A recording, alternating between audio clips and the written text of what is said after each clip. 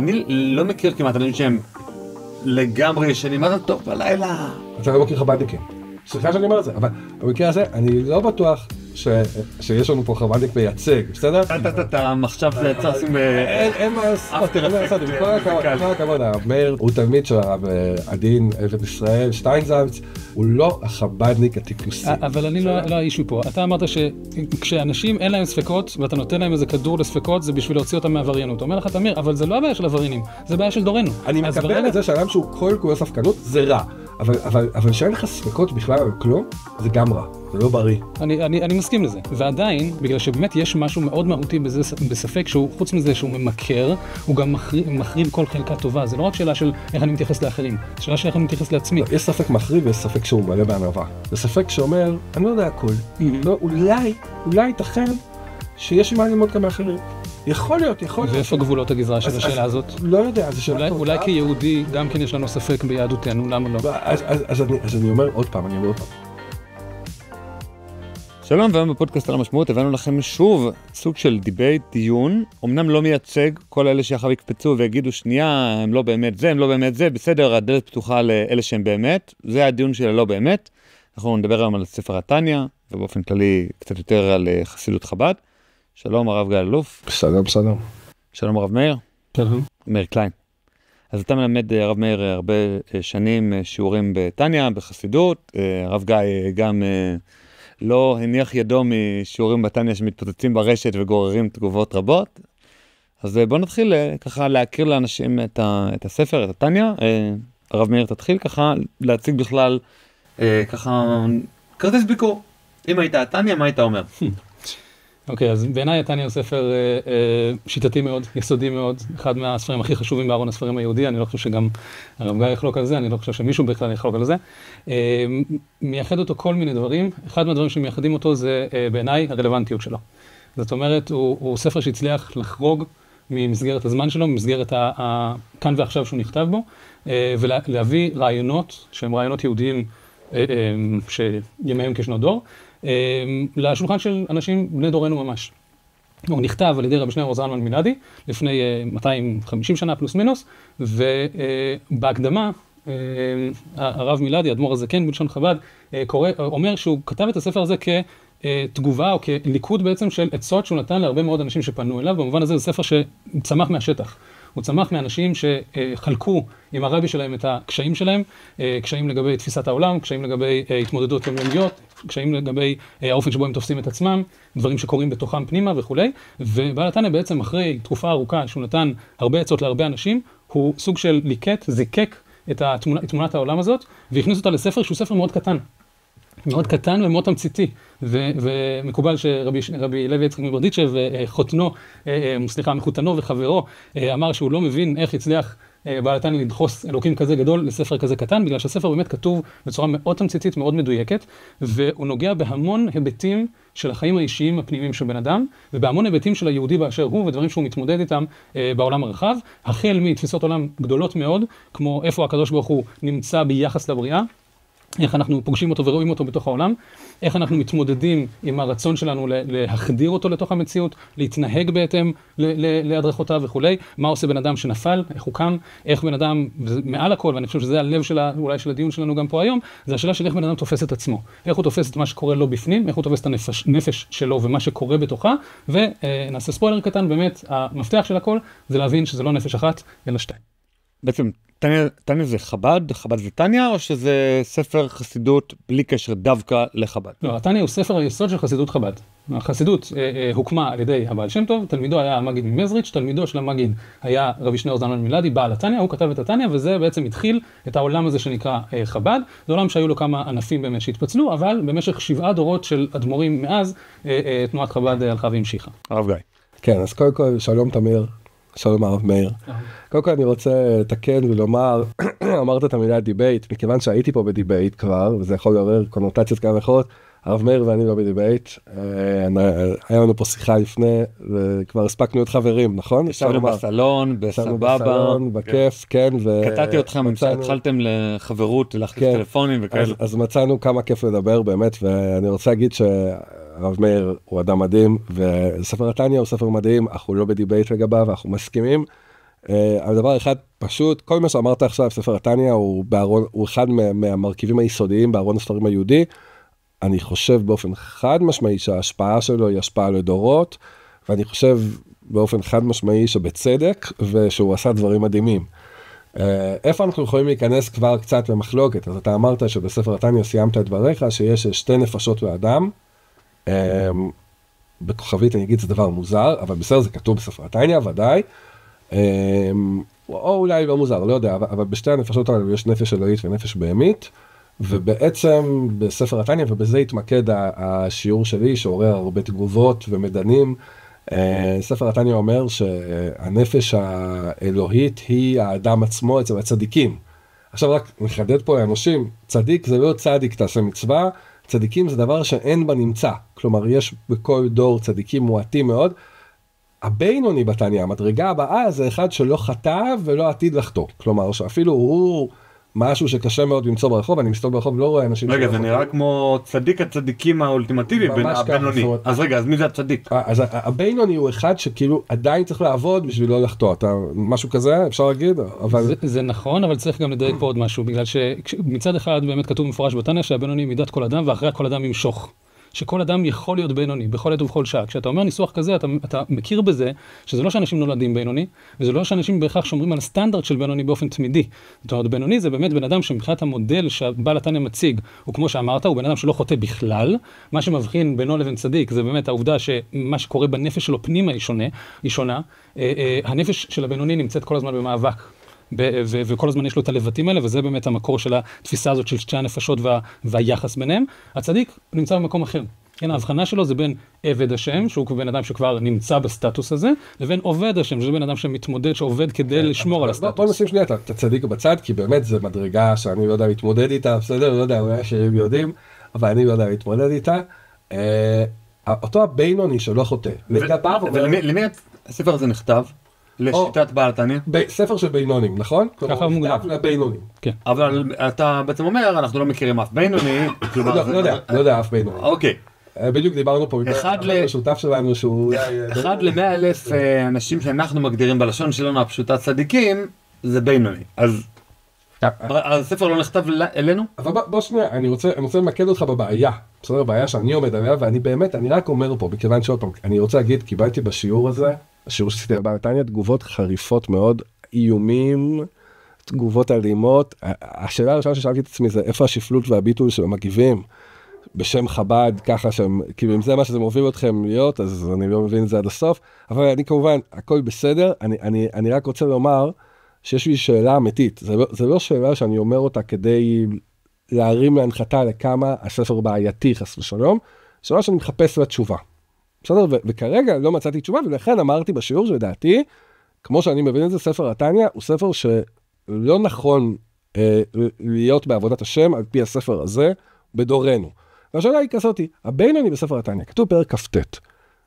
מי זה הבינוני? הבינוני זה אחד שהנפש ששולטת בו, שהיא הזהות שלו בעצם, שהיא האני שלו, זה הנפש הבהמית. זאת אומרת, לכל אדם יש 2 נפשות, אבל מה לעשות? הוא יכול להיות בתודעה שלו רק אחת מהם, כן? כי אדם עם תודעה אחת, אני מקווה שזה כולנו מסכימים. בכל רגע נתון, נכון? והתודעה של האדם הרגיל, היינו כולנו, לא יודע צדיקים, אבל כולנו, האנשים שמקסימום בינונים, זה הנפש הבהמית. ומה המשמעות של זה בעצם? המשמעות אומרת דבר כזה, זאת אומרת, הנפש הבהמית זה כל הדברים הלא טובים שאנחנו עושים, או הניטרלים או הלא טובים. ואז בעצם זה אומר משהו כזה, שאני עושה משהו טוב, זה לא אני, זה הנפש האלוהית שלי, שהיא לא האני שלי. שאני עושה משהו רע, או ניטרלי, יכול יותר, זה באמת אני. עכשיו אני אסביר למה זה כל כך קשה מבחינתי. מהסיבה פשוטה שאנחנו חיים בתקופה פוסט-מודרנית, שבה כינון הזהות שלנו נהפך להיות משימה. נרצה או לא נרצה, יכול להיות שאנחנו כופרים בפוסט-מודרניזם.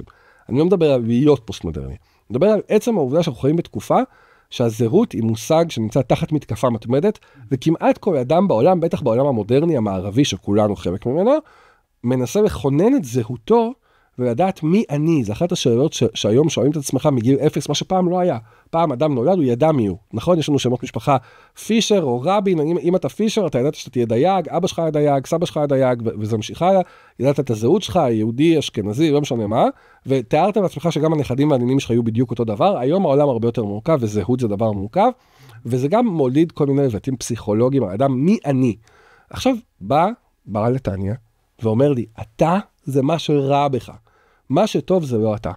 וזה יכול לגרום לי להסתכל על החיים בצורה שלילית, להיות אדם שלילי, להיבעל כל הזמן מעצמי, לחשוב כל הזמן למה אני כזה רע, להיכנס לדיכאון, להיות אדם מריר ולא שמח, ולכן אני אומר לאנשים, עזוב את זה, תלמד את הרב קוק, תלמד את רבי נחמן, הם אומרים לך בדיוק הפוך, אומרים לך, אתה זה מה שטוב בך, אתה זה מה שיפה בך, אתה זה כשאתה עושה דברים טובים ונכונים, אם אתה עושה דברים רעים זה לא אתה, זה משהו חיצוני לך שאתה רק צריך לדעת איך להיפטר ממנו. ולי אישית, כאדם, כרב, כיהודי, כמה שלא תרצה, זה נראה לי הרבה יותר טבעי ונכון, ואני שואל אותך, הרב מאיר, מה אני מפספס? ואני אגיד, הערה קטנטנה האחרונה, זה כאילו הסיכום של השיעור שלך שעשה שרה. לא, ואני אגיד, בהערה קטנטנה, הקושייה שלי עוד יותר גדולה כשאני פוגש מישהו כמו הרב מאיר. למה? כי הרב מאיר, סליחה שאני מדבר לך בפניך, אבל אנחנו פה, אתה יודע, אף אחד לא שומע. הרב מאיר יהודי חייכן, שמח, טוב לבב, שאני רואה עליו שהוא רואה את העולם בעין טובה ויפה, ואני לא מבין איך. זה לא מה שכתוב בתניה, אתה מלמד תניה, כאילו, גוואלד, זה המקצוע שלך. אם רושמים את השם שלך בגוגל, לא, אתה מבין מה אני מתכוון, אבל זה מה שאני יודע לעשות. ותסביר לי את זה. טוב, אז בשביל להסביר את זה צריך להתייחס ל4 או 5 נקודות שהעלית עכשיו, שכל אחת מהן היא עולם שלם. דבר ראשון, התניה הוא עולם ומלואו. להגיד שיש נקודה מסוימת בתניה, ואני מסכים איתך שזהות זה עניין מאוד מאוד עיקרי וחשוב, להגיד אבל שיש נקודה אחת עיקרית ובגללה לא כדאי ללמוד את הספר הזה, זה בעיניי לא מתחיל בכלל. אתה בעצמך אמרת גם בשיעור הזה, שהחלקים האחרים של התניה הם חלקים שבעיניך הם פנומנליים, והם מציגים דברים ממש, אז כבר יש ערך לספר בלי קשר לעניין הזה. עכשיו, לענייננו, העניין של הזהות הוא עניין מאוד מאוד קריטי. אני חושב שמה שהכוכבית שאמרת קודם היא כוכבית מאוד קריטית. בגלל שהעניין של כינון זהות, אני חושב שהסיבה שיש אתגר לכונן זהות, זה בגלל שרובנו חווים שערות בתוכנו.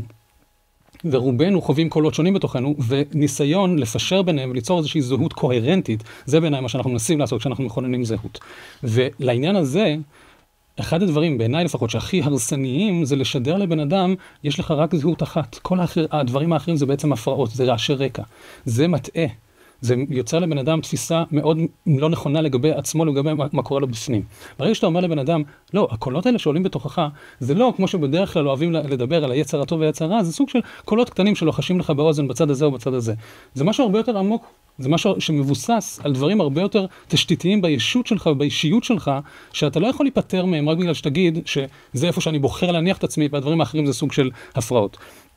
יש משהו מהותי מאוד באישיות של האדם, שהוא סוג של כלאיים בלתי אפשריים, בין הוויות שונות, בין מהויות שונות. מהות אחת היא מהות עליונה, מהות אחת היא מהות תחתונה. ומה שלא נרצה, היו זמנים שדיברו על זה כנשמה וגוף, היו זמנים שדיברו על זה כיצר טוב יצר רע. בעל התניא בוחר בכוונה לא להתייחס למושגים האלה בכלל, בתור מושגים מכוננים, בתור הציר שעליו הכל סובב, אלא להשתמש במושגים נפש אלוקית ונפש בהמית. עכשיו, בעניין הזה צריך גם לדייק שנפש בהמית, אמרת, זה כל מה שרע, ממש לא נכון. נפש בהמית בתניא זה מושג הרבה יותר רחב, הרבה יותר מורכב, הרבה יותר ניואנסי, ויש מקומות שבאמת הוא נקרא נפש בהמית, יש מקומות שהוא נקרא נפש טבעית, יש מקומות שהוא נקרא נפש חיונית, וכל אחד מהם יש להם את ההיבט ואת המשמעות שלה.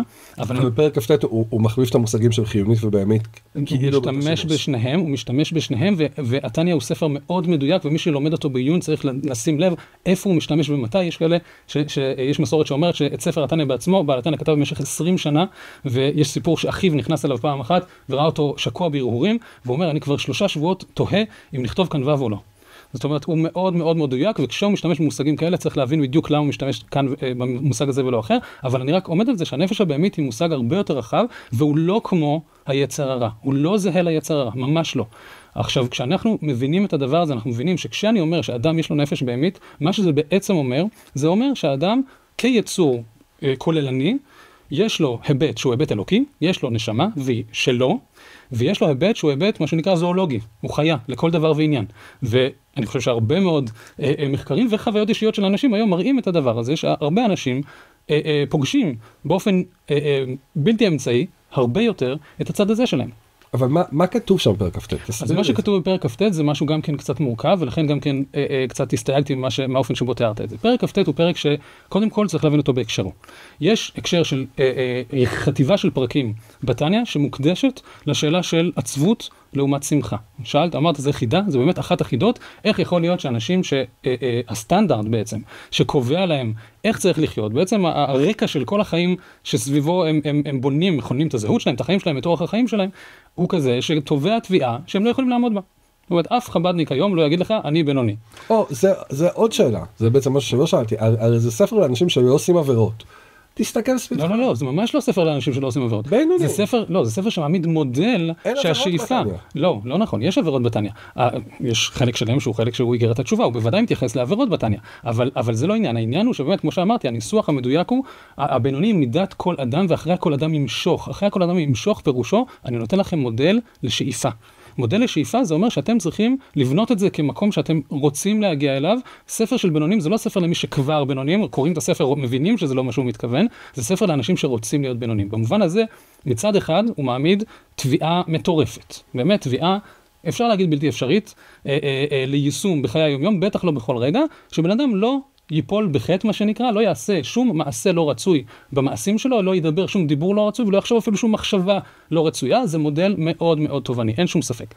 יחד עם זה, כשאנחנו יוצרים את התמונה שאומרת, בעצם הנשמה של האדם, זהו באמת. זה מה שהוא באמת רוצה. זה הזהות האמיתית שלו, וכל הדברים האחרים רעשי רקע, אז החוויה האישית של אנשים שפוגשים את כל הדברים האחרים האלה בתור דבר שהוא גם מדבר מאוד חזק, וגם מאוד נוכח בחיים שלהם, היא חוויה שבעיניי הרבה יותר מבלבלת. זאת אומרת, אני צריך לשים על השולחן את העובדה שבן אדם חווה קולות שהם קולות מאוד חזקים, בדרך כלל באמת, זה חלק מהמשמעות של הדימוי, זה נפש בהמית לעומת נפש אלוקית, בהמה יותר חזקה מבן אדם. העוצמות שהנפש הבהמית מביאה אל האדם, הן הרבה הרבה יותר חזקות.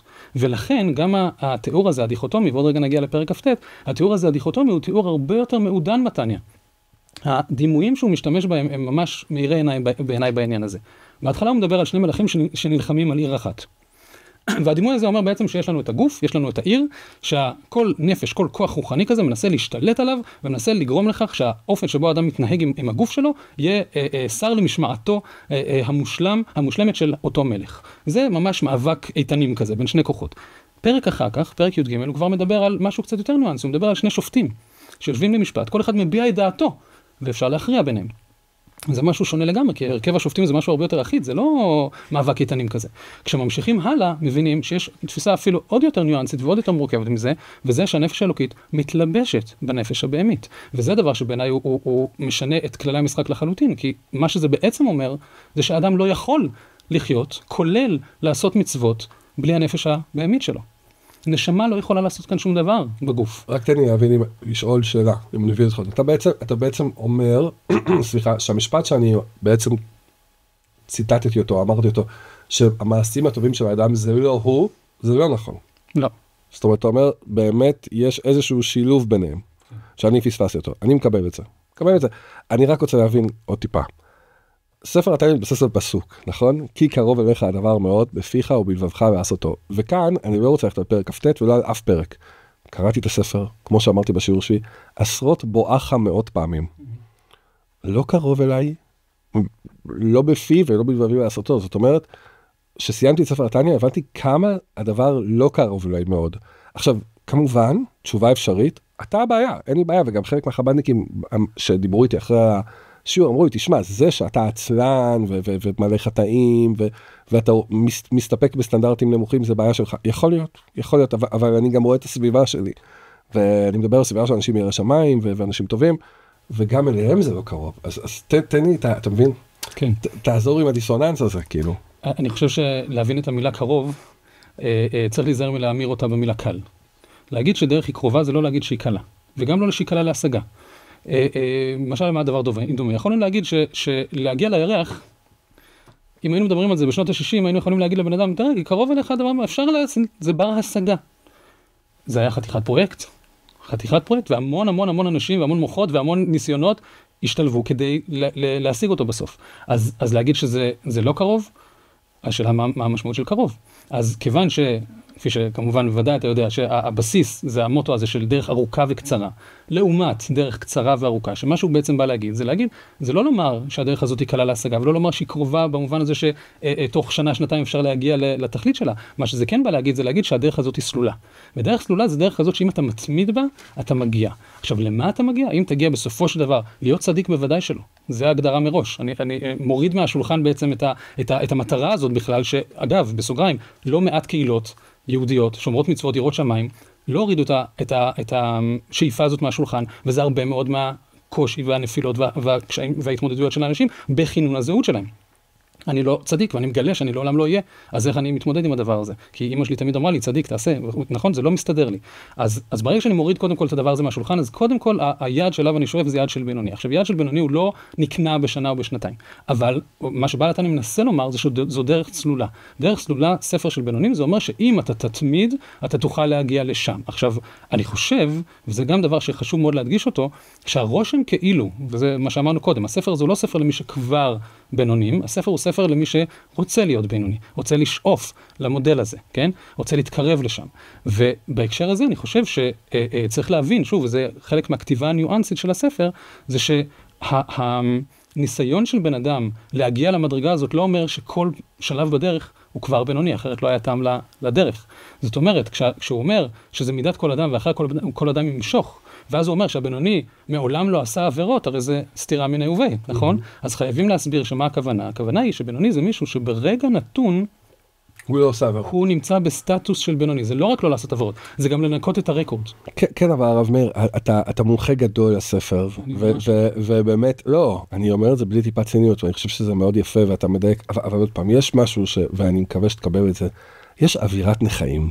בתניא, שקוראים את ליקוטי המרים, לפחות, עזוב שנייה, אם כי גם בגלל תשובה יש מעין זה, אבל יש אווירה שהעולם הוא מקום קשה מאוד, שהוא מלא בפיתויים שצריך להתמודד איתם, ובדברים שצריך לברוח מהם, ולהיות מאוד מאוד מכוון ומדויק, לאיזה משהו, לעבודת השם שהיא מאוד קשה, עוד פעם, זה אמרת בעצמך, וכאילו, זה מתסכל. עוד פעם, אני חושב שהאדם שקורא את התניא, והוא ישר עם עצמו, הוא יצא מאוד מאוד מתוסכל. עכשיו, אני מסתכל עליך, ואני מאמין שאתה שם אצלך, ואתה לא נראה לי מתוסכל, אבל אני מרגיש שאתה לא מספיק נוגע בנקודה הזאת. זאת אומרת, אני מבין שאתה מאוהב בתניא, וזה יפה.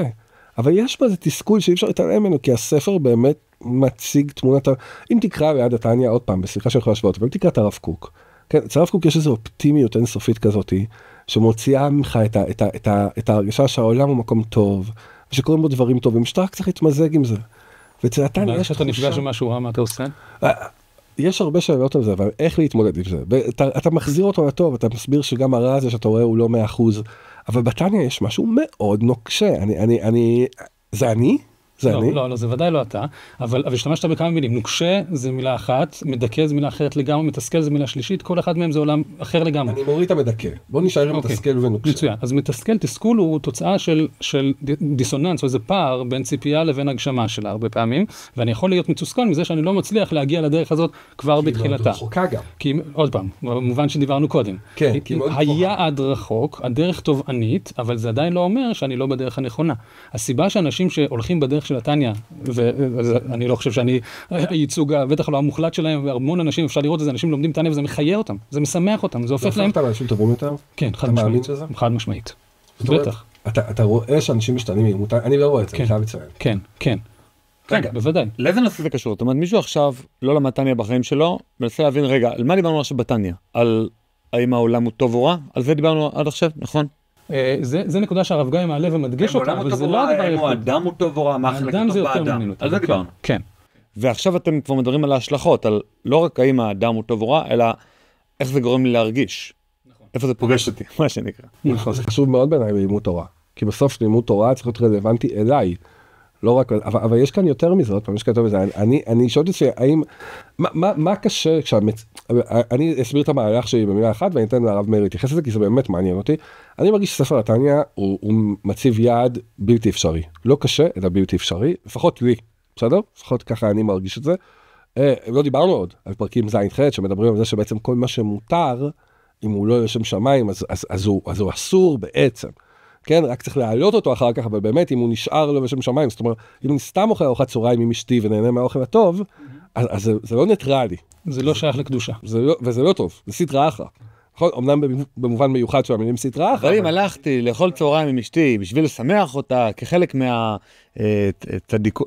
מצוות, לשמח את אשתי, אז זה טוב. כן, אבל אז תלך תספר לה את זה ותראה איך היא תכעס. אם תגיד לה, תשמעי, אם קיים בך מצוות בשימח את אשתו. לא, אל תכניסו מצווה, אנחנו לא מדברים פה על מצווה. לא מצווה, לא מצווה, תודה. על התחום האפור, מה שנקרא בתניא קליפת נוגה, זה תודעה, אתה לא חייב להיות בתודעה של קיום מצווה. תודעה של קיום מצווה זה תודעה באמת שלפעמים מצמיתה, ובן שרק עסוק בזה, זוי ובוי.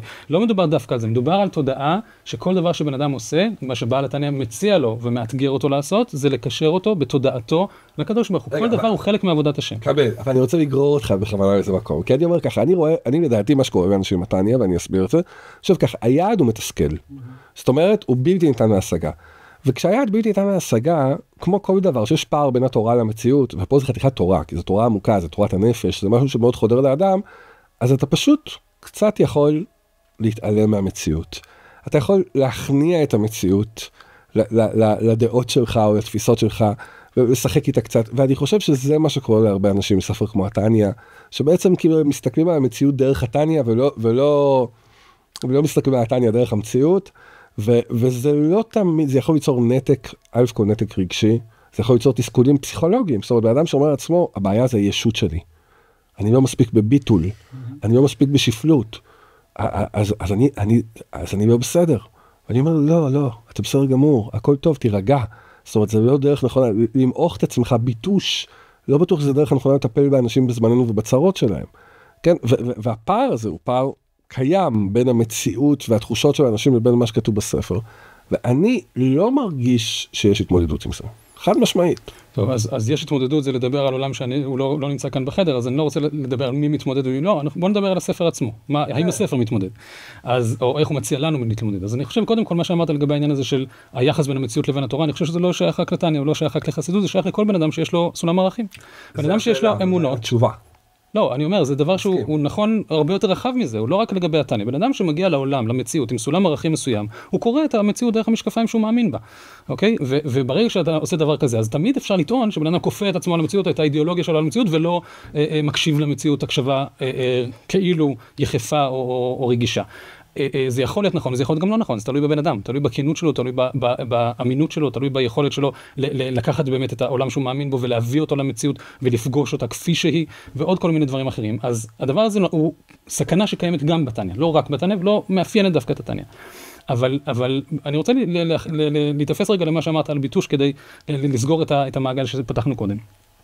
הרעיון של ביטוש הוא רעיון שמופיע באמת בחב"ד, בדורות קודמים הוא היה הרבה יותר שכיח ומפותח ונעשה בצורה יותר אמיתית ונכונה ויעילה, מאשר הקליפות שנשארו לו בזמננו, ככה בעיניי לפחות. היום הרבה פעמים זה עניין של ירידות אחד על השני, כאילו בהתוועדות, כאילו בלי שום, לא תמיד יש לזה איזה תכלית, אבל פעם ביטוש היה עבודה אמיתית, ומה שמופיע שם בפרק כ"ט שדיברת עליו, זה העבודה הזאת של הביטוש. חלק ממה שמייחד אותה, זה שבן אדם לא מבטש את עצמו. מה זאת אומרת? זאת אומרת שבפרק כ"ט עצמו, שבו הוא אומר שהנפש הבהמית היא האדם עצמו בבינונים, כמה פסקאות יותר מאוחר הוא אומר איך האדם מבטש, איך האדם עושה את הביטוש הזה, הוא מדבר אל הנפש הבהמית שלו, אל היצר הרע, אל הסטרא אחרא. זאת אומרת, אני בעצם עושה איזשהו תהליך של הזרה, מלשון זרות, כן? של החלקים הלא רצויים בתוכי. שם אותם על השולחן ואומר, אתה רע, אתה רשע, אתה מגעיל, אתה משוקץ, אתה מסתיר את הקדוש ברוך הוא ממני. עכשיו, ברגע שאתה אומר דבר כזה, אתה לא יכול להגיד שזה זהות מוחלטת. אתה לא יכול להגיד שאני זה מה ששמתי עכשיו על השולחן. אני מסוגל לצאת מהנעליים האלה של הנפש הבהמית, להסתכל עליה, או על הסטרא אחרא לצורך העניין, להסתכל עליה ולהגיד לה, אתה מחסום, אתה מאתגר אותי, אתה חוסם בפניי את האור, אני לא רוצה לשתף איתך פעולה. ברגע שאתה עושה דבר כזה, אז אתה שובר את הכוח של ההתנגדות שלו, אתה שובר את זה שהוא נמצא כל הזמן בתוכך, ואתה מרגיש שהוא אתה. אז זה סוג של דבר והיפוכו. אבל מה עם ביטוש ואחרים? זאת אומרת, אני מורה בבית ספר, אתה ממליץ לי לעשות ביטוש של תלמידים שלי?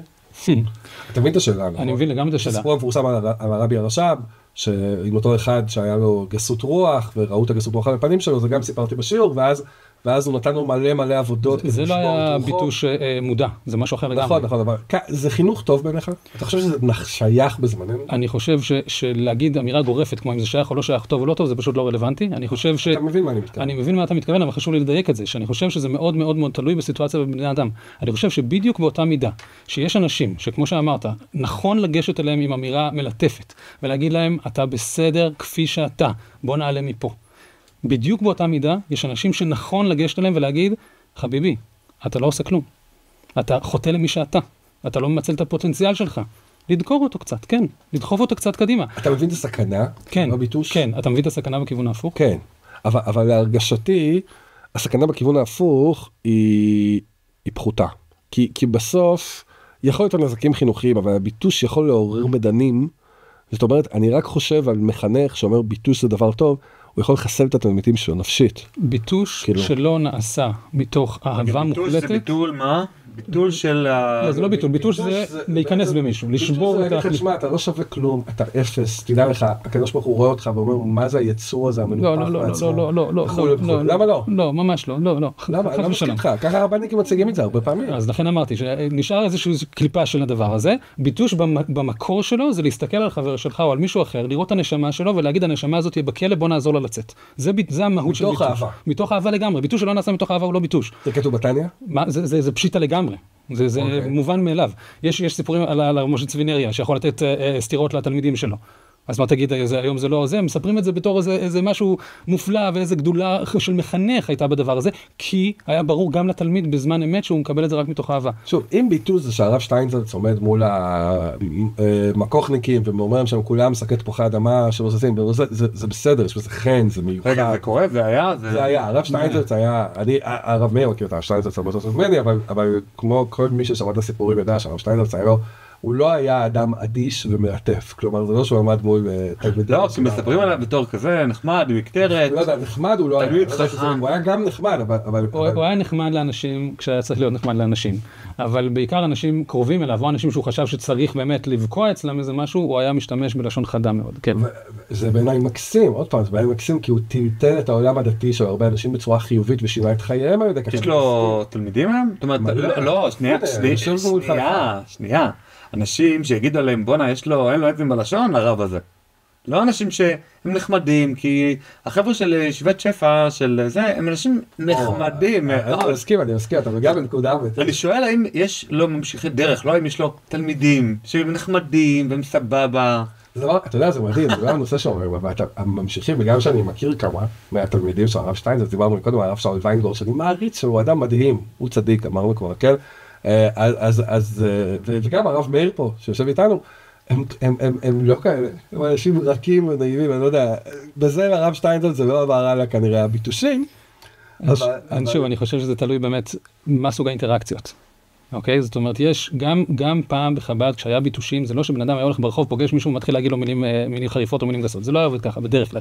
זה היה עובד על ידי זה שיש את המושג הזה של התוועדות. התוועדות זה אומר שכמה חברים יושבים סביב שולחן אחד, וכמה חברים עם דגש על חברים, אנשים שיש ביניהם אהבה, קרבה, רעות, אכפת להם באמת אחד מהשני, וכמו הביטוי שאחד מהאדמו"רי חב"ד אמר, שכששני אנשים, שני יהודים יושבים ומדברים על עבודת השם, זה שני נפש אלוקית נגד נפש בהמית אחת. היתרון בזה ששני אנשים יושבים ליד שולחן אחד ומדברים ומנסים לחזק זה בעבודת השם, זה שהנשמות הן מחזקות, מעצימות את הכוח אחד של השנייה, וזה מאפשר לכל אחד מהם להתמודד עם המקומות החלשים והרקים שיש בתוכו. אז המהות של ביטוש הייתה דבר כזה, כשאתה יושב על שולחן אחד עם בן אדם, שאתה חושב שהוא נמצא באיזשהו לופ אינסופי, או שהוא כבול באיזשהם תפיסות שהוא לא מצליח לצאת מהם או לראות את הדרך החוצה או משהו כזה, ואתה חושב שאם אתה תגיד לו את המילה הנכונה, או אפילו בחריפות קצת, אבל תעמיד אותו על האמת, אין דבר יותר של אהבה מהדבר הזה. אני חושב שיש לא מעט פעמים שפשוט חברים חוטאים לחבריהם בזה שהם מתעלמים מזה שבן אדם במערכת הזוגית שלו, במערכת של עבודת השם שלו, ואני יכול לגשת לחבר שלי ולהגיד לו, תשמע, אני זוכר אותך מתפלל לפני 20-30 שנה, לא היית נראה ככה. עכשיו אתה נראה כמו תפוח אדמה.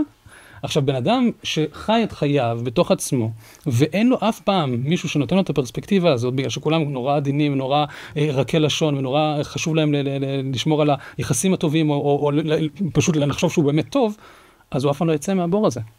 אוקיי, אני רק רוצה להגיד משהו, קודם כל אני לוקח את זה בלי נדר, וזה לשמוע את השיעורים של הרב מאיר בתניא, כי זה באמת גישה אחרת ממה שאני ראיתי בתניא, וגם מה שלמדתי בתניא, ולמדתי, אני לא רוצה להגיד שמות, אבל למדתי את התניא מרב מאוד מאוד חשוב, ומאוד מאוד סמכותי בתחום, וזה אחרת, ההסברים שלך שונים לגמרי משהו, ולכן אני אומר באמת, וזה מה שגם, אני באתי לפה באווירה כזאת, ועכשיו אני עוד יותר באווירה כזאת, שאני מקשיב לך, זאת אומרת, אם מישהו שמע את השיעור שלי ואומר עכשיו, הנה, הרב מאיר, יש לו תשובות ושאלות, אני מקשיב גם, ואני בעד, אני אשמע את השיעורים שלך, ואני מקווה שזה באמת יתיישב לי יותר טוב, ואולי מי יודע, אולי זה יפתח אצלי גם דברים חדשים, וזה מדהים. אבל בכל זאת, אני רוצה להתעקש על איזו נקודה, והיא נקודה קצת קשה, אבל תמיר, אתה תרשה לי. הרב מאיר קליין שיושב פה מולי, אני לא בטוח שהוא מייצג את איך שרוב העולם לומדים את התניא, אני לא בטוח שהוא מייצג את התנועה שנוצרת מלימוד התניא, ואם לא נעצור בתניא ונדבר בכלל על חסידות חב"ד, אז עוד פעם, יש משהו, ודיברנו על זה קצת לפני, בתורת חב"ד יש איזה משהו מובנה, ואולי בשיא של הרבי מלובביץ', שעוד לא הזכרנו אותו היום, והוא אדם מדהים, ואני בשום פעמים אופן, אין שום סיכוי שאני אגיד איזושהי ביקורת על הרבי מלובביץ', אבל אין ספקות. אין ספקות בתורת חב"ד. ואנשים בלי ספקות אנשים מסוכנים. אני רגע אעצור אותך פה, לא בגלל שאתה אומר פה דברים מסוכנים, או דברים שלא נשמעים, אלא אני רוצה שתספר את הסיפור, שדיברנו עליו בשיחה מקדימה, על הרב הרברט ויינר. כן. ומשם הרב גיא ישאל את השאלה שוב, ואז אתה תוכל לענות. זה נראה לי הסדר הנכון.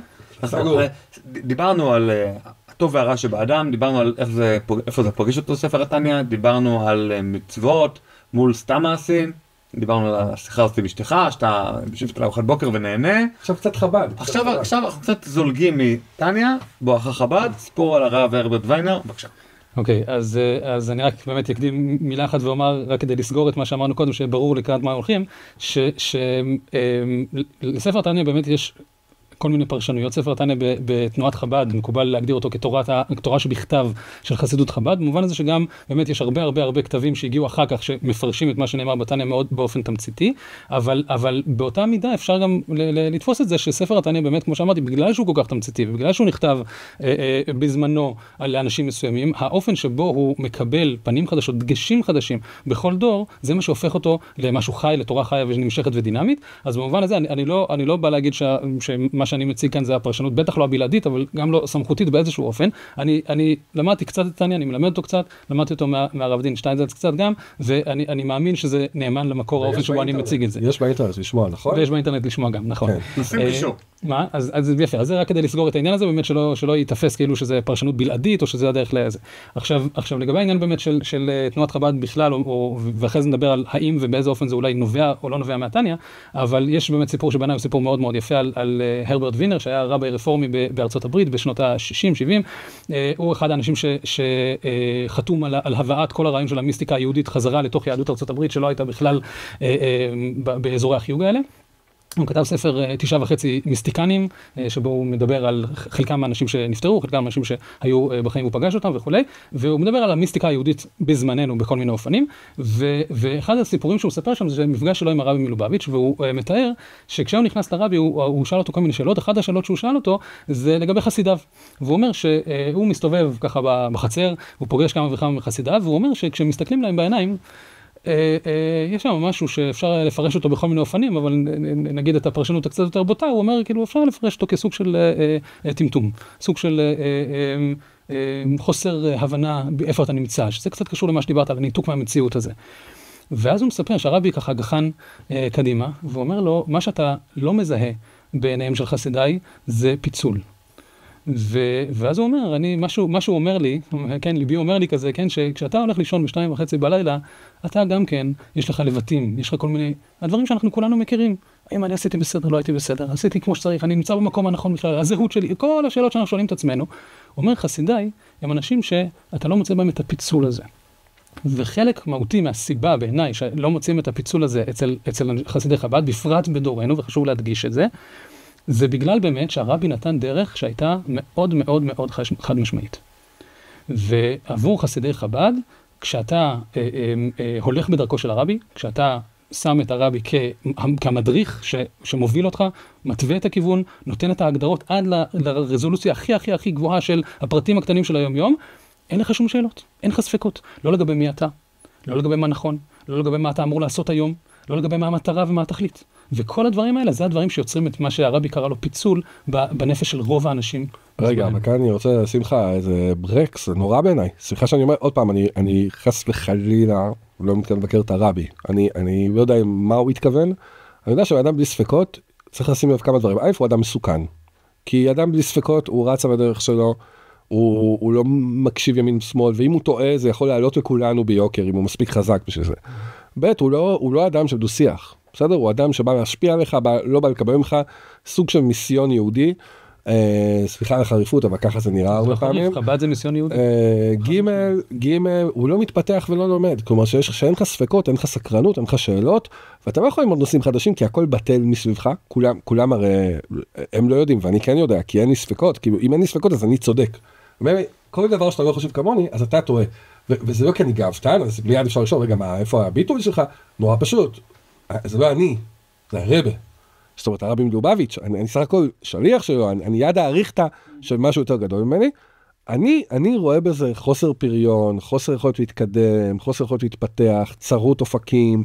זאת אומרת, אני מצליח לראות באדם בלי ספקות כמעט רק מה שרע בו. אני חייב לציין, יכול להיות שהבעיה היא בי, אבל אתה יכול להגיד, תשמע, יש אנשים שאם היה להם ספקות, אולי הם היו מגיעים לחיים, לא יודע, להיות עבריינים או נרקומנים. אז אני אומר, אחלה, אז באדם כזה שאין לו ספקות, נתת לו כדור, אקמול, שבעצם עכשיו לא יהיו ספקות, וזה ישים אותו מקום יותר רגע, אני חושב שכולנו גם מתנגדים פה לצד השני של המטבע, אנשים שהם כל הזמן בספקות, כל הזמן כזה החולים, רגע, אבל תמיד, מי אני, מה אני, זה...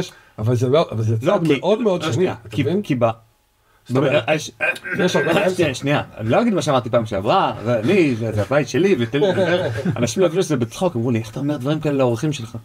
אז אני אגיד, הדבר שהרבה יותר מצוי בדורנו זה אנשים שהם אכולי ספקות, כל הזמן הם התאהבו בזה שאין דרך, בזה שכל דבר הם ישבים לכם כדי ספקני שנייה, איך אתה יודע, איך אתה פה, יאללה. ולא רק כלפי אחרים, לא כלפי עצמם. אני לא מכיר כמעט אנשים שהם לגמרי ישנים, מה זה טוב בלילה? אתה לא מכיר חב"דניקים. סליחה שאני אומר את זה, אבל עוד פעם, החב"דניקים, נטיית הנפש שלהם, ועוד פעם, שאני אומר חב"דניקים, במקרה הזה, אני לא בטוח שיש לנו פה חב"דניק מייצג, בסדר? אי שם, אותם חב"דניקים. עכשיו צריך לשים אין מה לעשות, עם כל הכבוד, מאיר צריך לעשות לו אאוטינג, הוא תלמיד של הרב עדין אבן ישראל, שטיינזלץ, שהוא לא, בוא נגיד את זה בצורה הכי פשוטה, הוא לא החב"דניק הטיפוסי. אבל אני לא האישו פה. השאלה היא, האם אתה אמרת שכשאנשים אין להם ספקות, ואתה נותן להם איזה כדור לספקות, זה בשביל להוציא אותם מעבריינות. אומר לך, תמיר, אבל זה לא הבעיה של עבריינים, זה בעיה של דורנו. לא, זה בעיה של אנשים באשר הם. יפה. אני מקבל את זה שאדם שהוא כל ספקנות, זה רע. אבל שאין לך ספקות בכלל על כלום, זה גם רע. זה לא בריא. נכון, אני מסכים לזה, ועדיין, אני חושב שהעניין של, אתה בוודאי יודע, כן, על איך שבחסידות זיהו ספק עם עמלק, שזאת הגימטריה, בגלל שבאמת יש משהו מאוד מהותי בספק, שהוא חוץ מזה שהוא ממכר, הוא גם מחריב כל חלקה טובה, זה לא רק שאלה של איך אני מתייחס לאחרים, זה שאלה של איך אני מתייחס לעצמי. יש ספק מחריב ויש ספק שהוא מלא בענווה, צריך לזכור גם את זה, כי הספק המלא בענווה, זה ספק שאומר, אני לא יודע הכל, אולי ייתכן שיש לי מה ללמוד גם מאחרים. יכול להיות. ואיפה גבולות הגזרה של השאלה הזאת? לא יודע, זו שאלה טובה. אולי כיהודי גם כן יש לנו ספק ביהדותנו, למה לא? אז אני אומר עוד פעם, אם זה ספק של ענווה, בדרך כלל הוא יהיה בעיקר לא כלפי מה שאתה, או מי שאתה, אלא כלפי מה אתה יודע, כמה ודאות יש במי שאני, כמה סקרנות, זאת אומרת, אני חושב שזה מאוד בריא כיהודי, לשאול את עצמך, להגיד, אולי לא כל האמת ממש ניתנה בסיני ישירות אליי, או אפילו לא לרבי שלי.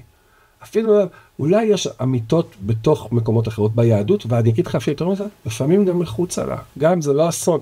מה משאיר אותי יציב? שאני יודע מי אני, ואיך אני רואה את הדברים, איזה משקפיים אני שם על עצמי, כן, מהי הזהות, היצוקה שלי כיהודי. אבל איך החלוקה הזאת בין זהות לבין מה שאני יודע? וזאת אומרת... מה שאתה יודע מחלחל אליך ומכונן את הזהות שלך. אני מקבל את זה שזו שאלה מאוד מורכבת. והיחס בין מה שאני בין ברית בו, לבין מה שלא, אבל אני עדיין יכול ללמוד ממנו, זה יחס מאוד עדין. אבל עדיין, אני לא מאמין לך שאתה חי אחרת ממני, אתה מבין? אני לא מאמין לך, אתה יושב פה מולי, גם דיברנו לפני זה, ואני לא מאמין לך שאתה לא מסוגל להקשיב לדברים אחרים, כי אתה מאמין שצריך לשים גבולות כאלו. אבל שוב, אמרנו, אני לא האיש, השאלה היא, האם אנחנו יכולים לזהות את הערך שיש בזה, שהרבי מנהיג תנועה, שבה הוא יוצר מצב שהדיפולט, וחשוב להדגיש כאן, שזה הברירת מחדל, זה אנשים שאין להם ספק בדרכם, והם הולכים בכל הכוח. בואו נשים דברים על השולחן. הרבי יצר צבא. זה מה שהוא רצה לעשות. וגם הצבא הזה יש שם. נכון. צבאות השם. נכון.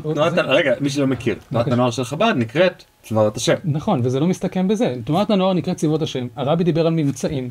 הוא דיבר על חיילים בצבאות השם. אופריישנס, כאילו. בדיוק. מבצע במובן של פעולה. היה להם לא פעולה. לא, אבל מבצע. בוא נגיד ככה, כל תנועות הנוער הן סמי צבאיות. כן. מדים של הצופים, הם ממש מדים של חיל אוויר, אחד לאחד. אתה הולך לריקושת, אומרים לך חיל אוויר או צופים? כן. אין ספק שהרבי יובביץ' הושפע באיזו תפיסה צבאית, כאילו, שהוא... שנייה, זה לא... הוא לא יודע לגבי הושפע, אבל שנייה, הוא יצר עולם כזה. הרבנים הנכבדים, זה לא שונה אבל מהתורה, גם התורה, המחנה ישראל במדבר הוא ארוך כמו מחנה צבאי. חד משמעית. אנחנו לא אומרים פה שהרבי מלובביץ' הוא מיליטנטי, אלא שהתורה היא מיליטנטית. לא זה ולא זה. למה? כן זה. התורה היא לא מיליטנטית. זה שיש ביטויים צבאיים, או סמי צבאיים בתורה, זה עדיין לא תיכנס לקהילה יהודית רגילה, לבית כנסת רגיל, אבל בית רגיל הוא גלותי. מה? בגלל הגלותיות? בארץ ישראל אין בתי כנסת כאלה?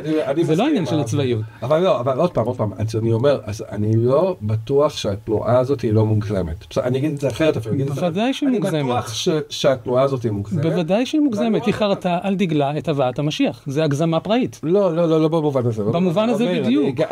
אני גם מאוד מאוד מתחבר להבאת המשיח, אבל בואו נהיה שנייה אחת יותר ריאלי. אני רואה שעם חב"דניקים קשה מאוד לנהל דיון, מכיוון שהוא חסר ספקות, אז הוא בטוח שאין לו שום דבר בעולם ללמוד ממני, ורק לי יש מה ללמוד ממנו. אני לא בטוח שהוא לא מפסיד פה המון, ואני לא בטוח שהוא לא גם קצת הורס את המרקם הפנים יהודי, של הכיוון הפנים יהודי המבורך. בהרבה דברים, כאילו ההבנה שיש טוב בי ויש טוב בך, וביחד אנחנו יוצרים תמונה שלמה יותר, והדברים האלה הם לא קיימים בחב"ד, והרבה פעמים החב"דניקים אפילו לא מבינים מה אתה רוצה ממנו. זאת אומרת, אני אומר לו, תשמע, אין לי בעיה שאתה בוא לדבר אצלי בבית כנסת, אני גם רוצה לבוא לדבר אצלך.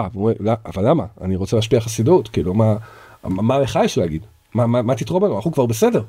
זאת אומרת, זה בעיה וצריך לשים אותה על השולחן. עכשיו עוד פעם, אני מבין שאתה ספציפית מגיע למקום אחר. לא, שוב, אל תביא את זה אליי. אני אומר, אתה מבטל את העניין של הבאת הגאולה כמשהו מרכזי ביותר בהפיכה של חב"ד לתנועה צבאית, אבל הכל עומד על זה.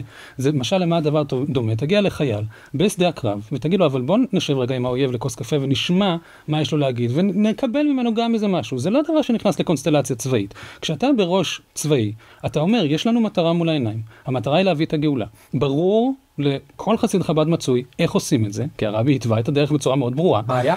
אין בעיה. אני מבין שבעיניים שמסתכלות מבחוץ זה נורא בעייתי, ואני מבין את המקום או את הערך של ספק, של גיוון, כל הדברים האלה יש להם מקום. אני רק אומר שברגע שאתה מבין שיש הקשר, שהוא הקשר באמת סמי צבאי, או אפילו לא סמי, אלא ממש צבאי, במובן הזה שהמטרה מוגדרת לחלוטין, ואליה הולכים בלי לסטות ימין ושמאל, ובלי להסתכל ימין ושמאל, אז מה שמשרת המטרה שווה משהו, מה שמשרת המטרה מעניין אותי, ומה שלא לא.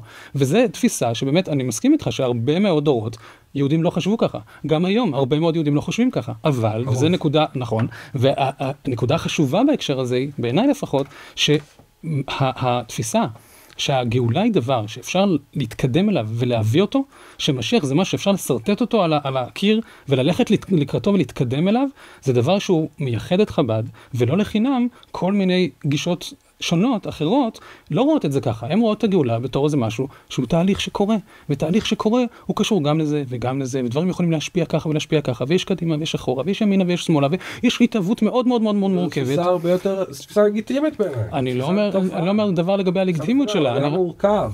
שוב, זאת הנחה. זאת הנחה.